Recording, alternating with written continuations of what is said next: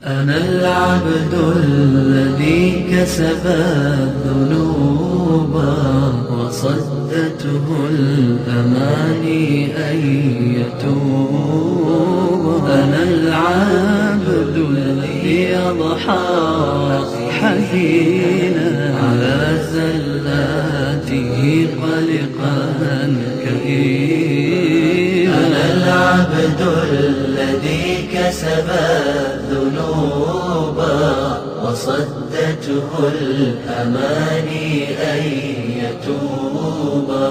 أنا العبد الذي Endi inson agarda Alloh subhanahu va taolaning butkul koinotlarni yaratquchi, o'zini yaratquchi ekanligi, xoliq yaratquchi ekanligiga iymon aytish bilan kifoyalanib, uningdan ko'p texinbek uning boshqa go'zal ism sifatlarini talab qilmasdan, uni o'rganmasdan va Alloh subhanahu va taolaning buyrug'iga, cheklimlariga bo'ysunmasdan, uning oldida tiz bukmasdan va uning shariatidan hukm talab qilmasdan, faqat va faqat Allohning yaratquchi ekanligidan iborat bu sifatiga iymon etish bilan cheklanib qolsa, buning bilan kifoyalansa, o'ylab boqaylik qarindoshlar, bu insonning iymoni ilgiriki Mekke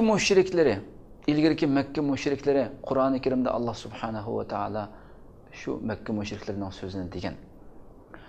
Ma na'buduhum illa liyuqarribuna ilallohi zulfa. Ular Allohni qo'yib ibodat qilayotgan, cho'qinayotgan haliqi butlarini nima degan ular? Biz bularga faqat bizni Alloh subhanahu va taologa biraz yaqinlashtirishi uchun ibodat qilamiz degan. Bugungi kunimizda qarindoshlar bu fikrlarning chechilang'u fikrlar, xilma-xil nazariyalar qoplab ketgan bir dunyoda yashayapmiz. İnsan nurg'unlagan, anglamagan har xil nazariyani oladi, har xil tushunchalar bilan yashaydi atrofida. Hele onundan qo'rqayotgan, hele buningdan ansirayotgan, hele buningdan bir xil narsalarni ya onundan manfaat kutayotgan, ya tama qilayotgan, birisi hech kim aziz qilinmaydi, xor qilinmaydi dunyoda Alloh subhanahu va taolodan boshqa. Ya'ni bir mu'minmi o'zi xohlamagan shaklda, o'zi iroda qilmagan ish tuyuqsi, hech bir ixtiyorsiz shaklda nurg'unlagan aqidasiga zid amallarga, aqidasiga zid tushunchalar kirib qolgan gap. Shuning uchun bir inson, bir mu'min Alloh subhanahu va taolaning faqat yaratquchi ismi bilan iymon etish bilan, buning bilan kifoyalanib boshqa ismlar haqida izlanmagan vaqtida, tushunmagan vaqtimizda qanday qilamiz?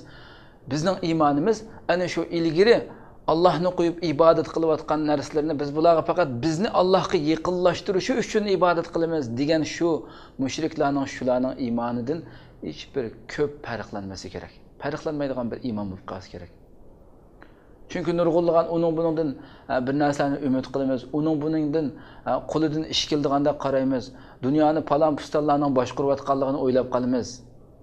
Bu aqidaga butunlay zidki bu ishlar. كسب الذنوب وصدته الأماني أن يتوب. أنا العبد الذي